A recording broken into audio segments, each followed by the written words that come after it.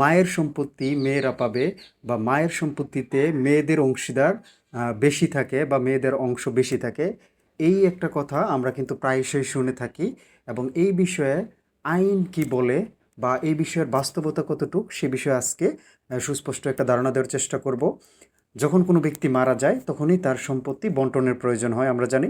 তো সেই সম্পত্তি বন্টনের ক্ষেত্রে যখন দেখা যায় যে কোনো ব্যক্তির মা মারা গেছে, তখন আমরা প্রচলিতভাবে অনেকে এরকম ধারণা করি যে সেই মায়ের সম্পত্তিতে তার যেই মেয়ে সন্তানগুলো আছে তারা হচ্ছে পাবে বা হচ্ছে মেয়েদের অংশ বেশি থাকবে। সহজভাবে বলতে গেলে এরকম কোনো বিধান আমাদের আইন বা ইসলামিক শরিয়া আইন অনুযায়ী কোনোটাতেই বিদ্যমান নাই। তাহলে এই কথাটা আর আইনগত কোনো ভিত্তি নাই। অর্থাৎ যখন কোনো ব্যক্তির বাবা মারা যায়, তার সম্পত্তিটা যেভাবে ছেলে এবং মেয়ের মধ্যে বন্টন করা হয়, কোনো ব্যক্তির মা মারা গেলেও মায়ের রেখে যাওয়া অবশিষ্ট সম্পত্তি ছেলে এবং মেয়েদের মধ্যে একই হারে 2:1 হারে ভাগ করা হবে। অর্থাৎ ছেলে যদি 2 ভাগ পায়, প্রত্যেক মেয়ে পাবে 1 ভাগ করে।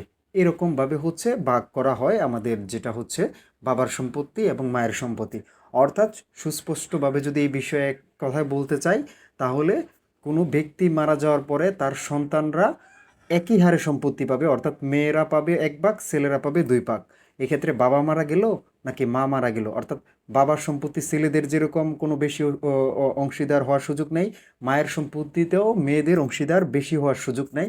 যেটা কোরআন কর্তৃক নির্ধারিত 2:1, সেই একই হারে সকল ক্ষেত্রে হচ্ছে তারা পাবে, যে ক্ষেত্রে ছেলে এবং মেয়ে উপস্থিত। কিন্তু স্বাভাবিকভাবে যদি এরকম হয় যে কোনো ব্যক্তির শুধুমাত্র মেয়ে সন্তান আছে, ছেলে সন্তান নাই, সেক্ষেত্রে যদি মেয়ে শুধু একজন থাকে, সে হচ্ছে তার মৃত বাবা বা মায়ের সমস্ত সম্পত্তির অর্ধেক পাবে।